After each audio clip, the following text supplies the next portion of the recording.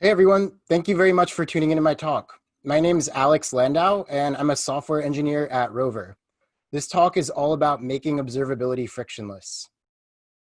And before we dive into the talk, I just want to share some quick facts about Rover.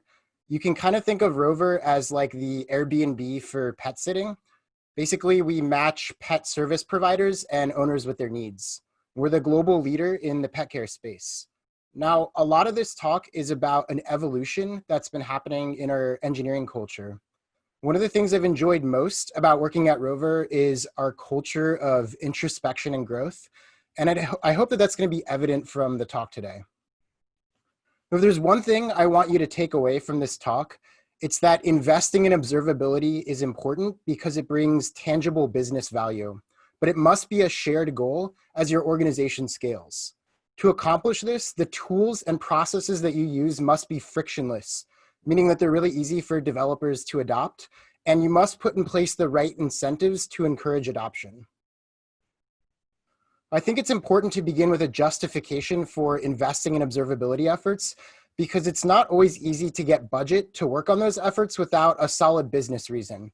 So if you're going to make the argument to your organization's leadership that it's worth investing in observability tools and processes, that discussion has got to be grounded in concrete business value. Now, once you get buy-off, the challenge becomes actually realizing the value. To do this, you have to incorporate the right tools. You have to make it really easy for developers to adopt those tools, and you have to provide the right incentives for developers to use them. So we'll talk about the specific ways that we at Rover have tried to make our suite of observability tools frictionless. And then we'll cover the incentive structures that we're building to try to make observability a shared goal. I want to start by contextualizing this talk a little bit and spending some time on why we think it's worth investing in observability. To the folks in this audience, some of this might be review, but you may end up having to have this discussion with the decision makers in your organization. And I think it's really important to be well prepared for that meeting when you have it. Ultimately for us, it comes down to the significant impact that we think observability has on our business. So Rover's business is essentially a two-sided marketplace with service providers on one side, whom we call sitters, and pet owners on the other. And our value proposition is that we efficiently connect pet owners with service providers who match their needs. The marketplace is powered primarily by a relatively large, complex Python Django application with a lot of moving parts. Now we're deploying dozens of changes to this application per day. With a code base as large and complex as what we have and the frequency that we make changes to it, there's a lot of opportunities for us to introduce changes that impact our customers. For example, we might introduce a change that accidentally disables an important button on the front end that users use to check out. So we stop people from actually creating bookings. Or we might accidentally roll out a new feature that causes some subset of API requests to fail, or maybe it delays end-to-end user messaging. Our owners and our sitters have a lot of touch points with our application, so it's very important for us to keep things operating smoothly at all times. For us, production issues are not just an inconvenience, they're a trust issue. They negatively impact the trust that our owners and sitters have on the platform, and sometimes they can result in direct monetary impact if, for example, we prevent people from booking. Now, for us, observability means that we find out about these sorts of customer impacting issues before they get reported to our customer service team. So we have a really awesome customer service team, but only a fraction of users are actually going to report the issues that they encounter. And by the time those issues surface to our engineering team, many more users might be impacted. Now, once we've identified a problem, it's really important that we're able to root cause it really fast to reduce the overall incident time.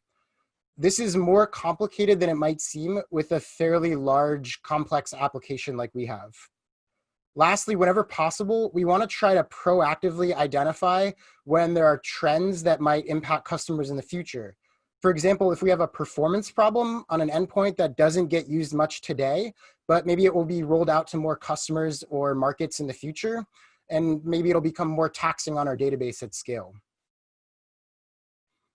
Robust observability results in faster time to detection of incidents. A monitor might alert us within minutes of a problem, whereas customer reports could take hours or even days to surface to our engineering team. If we can identify the root cause of incidents more quickly, we can reduce our incident time and hopefully, as a second order effect, maybe the frequency with which bugs actually make it to production. We overall just lose fewer dollars as a result of problems that we introduce, which impact our customers.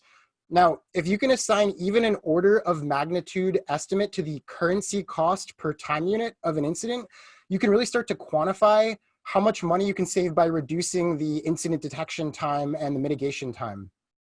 If we visualize an example incident timeline like I have on the slide here, you can imagine reducing the size of each segment here, so kind of the time, by focused targeted observability efforts. So for example, to reduce the detection time, you might introduce more robust monitoring, or to reduce the mitigation time, you might introduce more granular logging or tracing.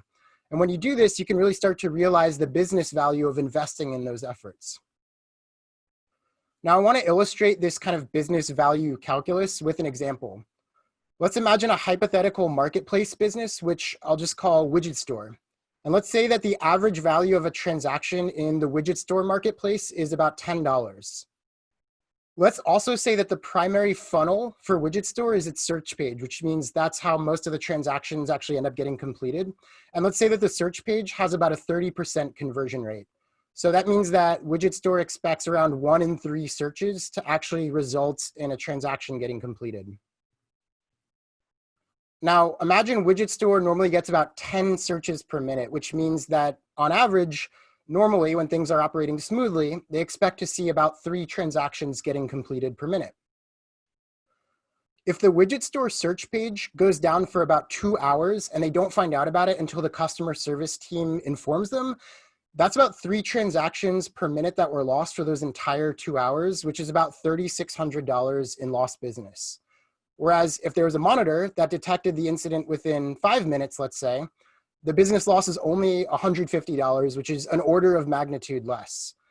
Now, these are just some back of the envelope numbers to show how valuable the investment in observability tooling can be. In practice, the impact calculations are usually going to be a little bit more complicated, but they do follow the same basic principles as this hypothetical example. In the past, our site reliability engineering team had somewhat different responsibilities. A couple of years ago, we were dealing with some existential threats to our business in the form of some database scalability issues that we were seeing. So we ended up siloing a lot of the observability efforts on the SRE team to focus on resolving those threats. Now, this approach solved the problems that we were facing at the time, but I don't think that it's scaled particularly well. Our small SRE team can't possibly know about all of the customer interfaces that need to be monitored in a marketplace application of our size and scale. So as we look forward, we want to make observability and site reliability engineering shared goals among all of our developers. To do this, we have to change habits. I think the most effective way to change habits is to make the new habits easy to follow, in this case by making our observability tools frictionless, and to properly incentivize the new habits that we want folks to be following. So now that we've justified the importance of our observability efforts and we've gotten buy-off from the business decision makers that they're worthwhile to pursue, how do we actually get developers to jump on board? The first thing we have to do is we have to make our tools frictionless. The core philosophy here is that you need to treat observability tools as developer tools.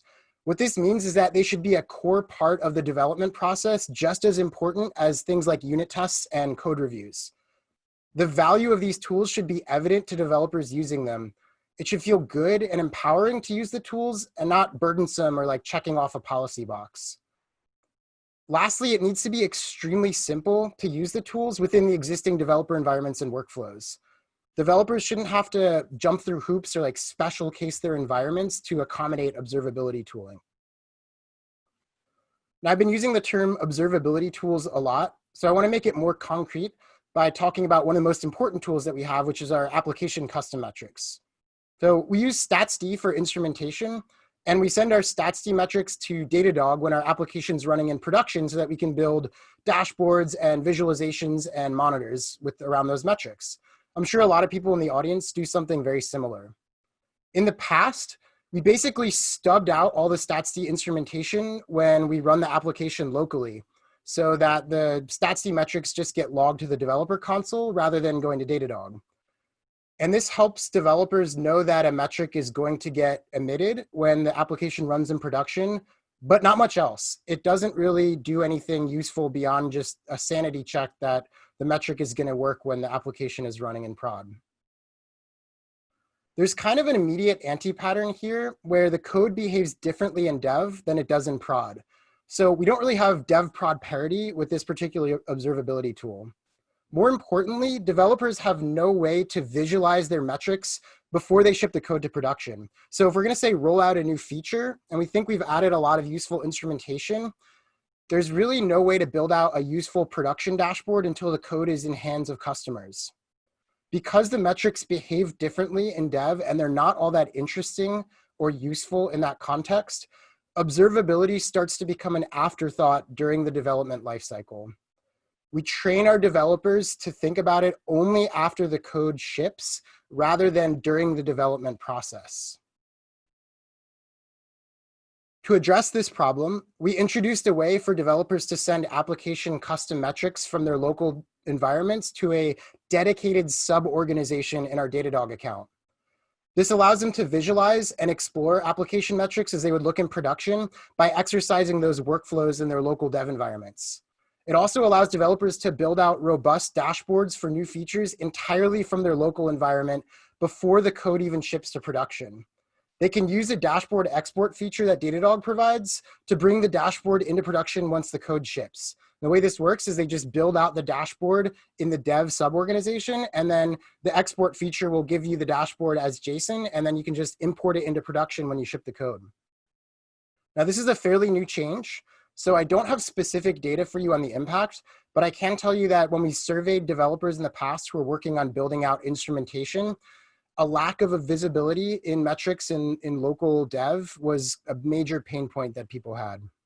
Let's talk about another critical observability tool that we have, which is monitors. Monitors help us significantly reduce time to detection for incidents and build a robust, operationally sound application. So in the past, we created monitors directly in the Datadog user interface, and developers could go and create and edit and tune monitors on kind of an ad hoc basis depending on their needs. But what we found is that monitors would frequently get deleted or changed by accident. So Datadog provides some auditing that lets you see what happened, but obviously that doesn't prevent it from actually happening. And it also doesn't really provide a review opportunity for intentional changes. So again, we're reinforcing the separation of observability tools from normal developer processes.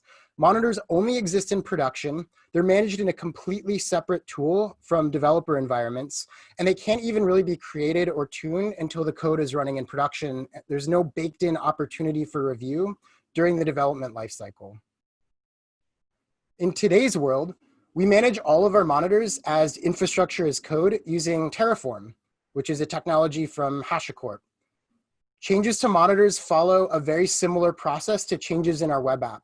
They get reviewed in a pull request. In this case, the change is the Terraform configuration for the monitor. They get merged once the review is approved, and our continuous integration automatically applies the changes.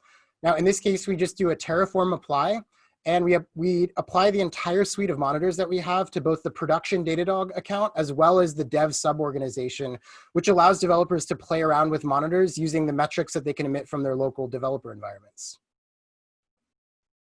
Now, with these changes, developers can implement end-to-end observability entirely from their laptops before pushing any code to prod. Existing developer workflows are basically unchanged. Developers don't have to jump through any hoops to get this working. All they have to do is change one setting in their environment to opt into this behavior, and everything just works for them.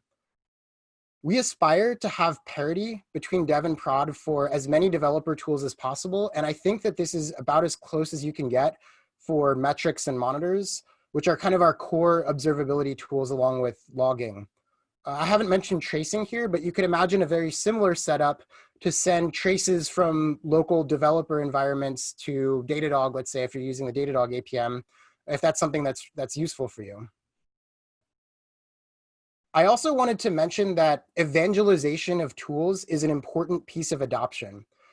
You have to share the tools that you've built before they become a part of developers' day-to-day habits. I've listed a few techniques on the slide here from kind of what I think are least effective to most effective. So documentation is really important, but it's kind of necessary, but not sufficient. Documentation is useful, but it's passive. It requires developers to go and seek out knowledge rather than pushing it to them. And I'm not sure that I've ever worked anywhere where the documentation system for the organization is really easily discoverable as the organization gets bigger. It's just a really hard problem to solve in general. Giving talks is a great way to share tools, in particular, how those tools have helped you achieve concrete results. I've given a few talks about Rover's observability tools in the past, but one kind of effective thing that you can do is to have an internal venue at your company, maybe a bi-weekly meeting where developers can come in and share tools or things that they've learned that they think are useful or applicable to the broader engineering organization. The last technique here is the most important one. If we consider Bloom's taxonomy of learning, documentation and talks are kind of at the bottom of the hierarchy in the sections of remembering and understanding, whereas engagement is more towards the top within the sections of applying, analyzing, and creating. What this means is that engagement is the most sticky way to get developers to use the tools. Rather than just kind of remembering the documentation or the talk, engagement actually gets them using them and maybe adopting them in their day-to-day practice. Engagement can take a lot of forms, but a few that I've seen work really effectively include having a regular site reliability office hours where developers can come and ask kind of how they could apply observability to their day-to-day tasks. We've also built out some educational material in the form of like a self-directed learning course, which is kind of more engaging than just traditional documentation because it contains like questions to check for understanding or discussion sections, things like that, which get people more interactive with the documentation. And then a more creative one that we did recently where we sort of implemented an SRE scavenger hunt, which required developers to engage with our observability tools to progress through like a war games style game. And then when they got to the last level, they'd get congratulated in a public Slack channel. So just something that we were experimenting with more recently. So these are some of the ways that we've built and evangelized our tooling to make it more useful for developers. But just building and sharing the tools isn't quite enough. How do we actually get people to use those tools in their day-to-day practices? The primary way that we've been driving adoption of our observability tools is through a robust postmortem and incident review process. The purpose of this process is to shine a light on site reliability trends to get teams to focus on improving those trends through the use of our suite of observability tools. A few years ago, when SRE really started becoming a focus at Rover, we tended to build observability tools to help us solve the immediate problems that we were facing. You remember the example from the previous slide, those scalability issues that we were facing, where we focused most of our efforts to solving those problems. But as time went on and we shifted focus, we started making those tools more developer friendly and easier to adopt across the organization. But what we've realized is that we also need to give developers a reason to use the tools. We have to incentivize people. So there's two approaches that we've been taking recently from which we started to see some promising results. The first is that we started collecting detailed metadata about our incidents and postmortems. And then the second is that we regularly review the operational health of our web app in a kind of recurring retrospective meeting. So I want to talk about postmortems first. We try to conduct incident postmortems whenever we have a business impacting or customer impacting incident. And we follow the kind of widely used 5 whys process to do our root cause analysis with the goal of identifying action items that will help us prevent the issue from reoccurring in the future and maybe fix any process inefficiencies that we have. Now, we categorize our postmortems by a few important facets. One of them is, how is the incident detected? Was it picked up by an automated monitor, or did it have to surface through our customer service team? What was the cause of the incident? Was it a code deployment, or was it a third-party service issue? And how long did it take to detect and to mitigate the incident? So if you recall the example timeline from a previous slide, each segment here is representing kind of a different phase of the incident, and each segment can be reduced in time by specific efforts, as we talked about before. And we also try to quantify the impact of an incident, although this can be tricky.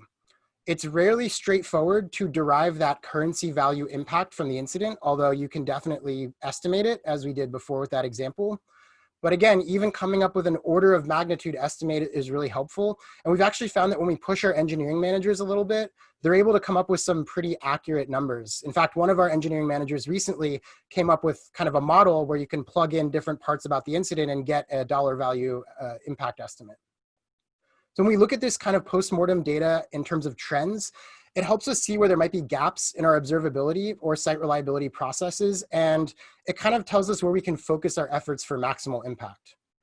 So this process is really easier than you might think. You don't need a fancy tool, and you don't need to pay a third-party service to do it.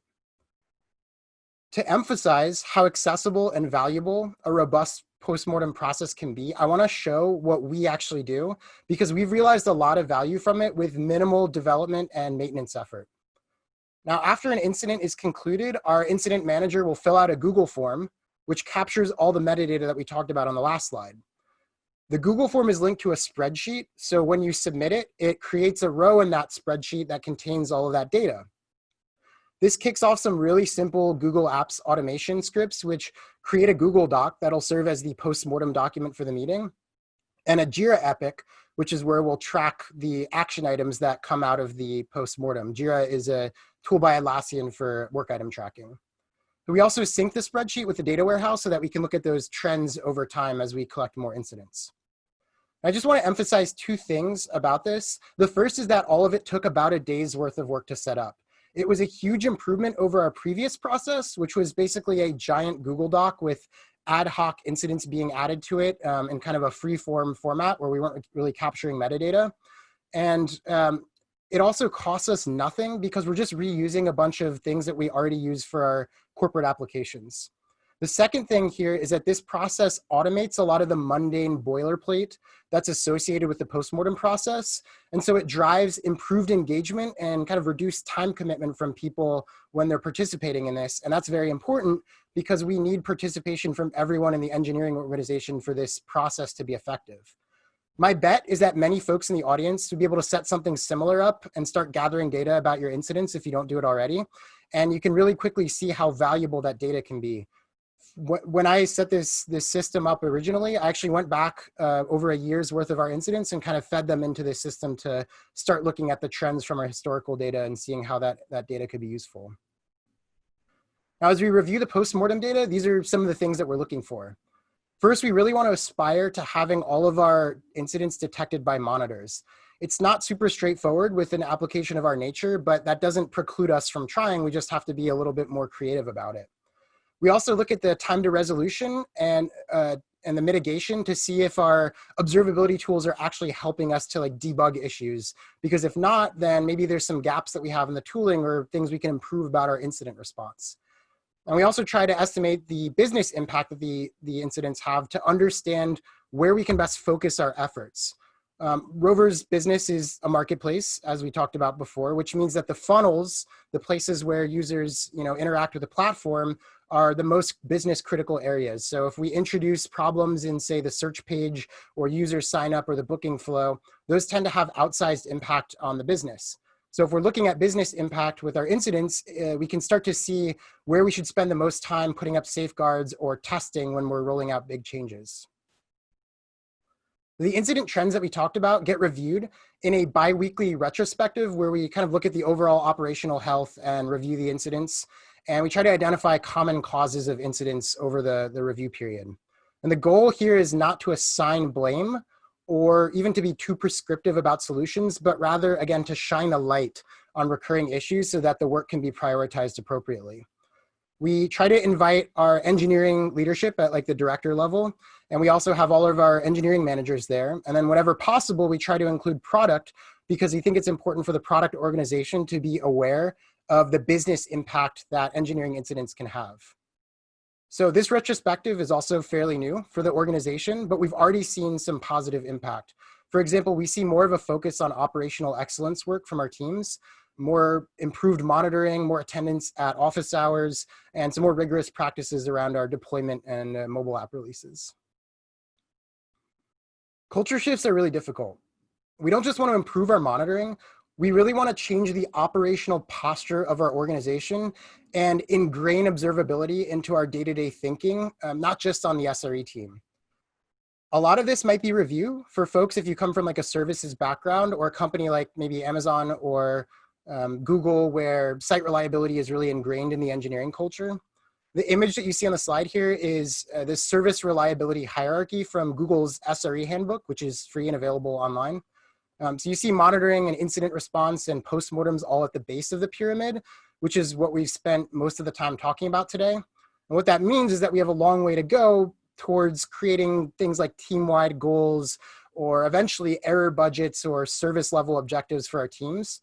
But it's really exciting to be at an organization where this shift is actively happening. And I think we're starting to see some promising results and movement in the direction that we want. I just want to wrap up with a few final thoughts and just quickly summarize what we talked about today. So observability, and more importantly, and generally, site reliability engineering should be business goals. What this means is that the product and business folks should be aware of the impact of focusing on observability. I don't think you should try to silo it within the engineering organization, but rather get the business folks to be active stakeholders. And one way that you can do that is you can try to quantify the business impact of your incidents and by extension, your observability and site reliability engineering efforts. And we try to make observability a shared goal, primarily with two efforts. One is that we reduce friction by building powerful tools that are easy to adopt. And two is that we try to incentivize folks with feedback loops to improve adoption. I think one of the biggest signals in the operational maturity of an organization is the extent to which all developers feel responsible for the code that they ship to production.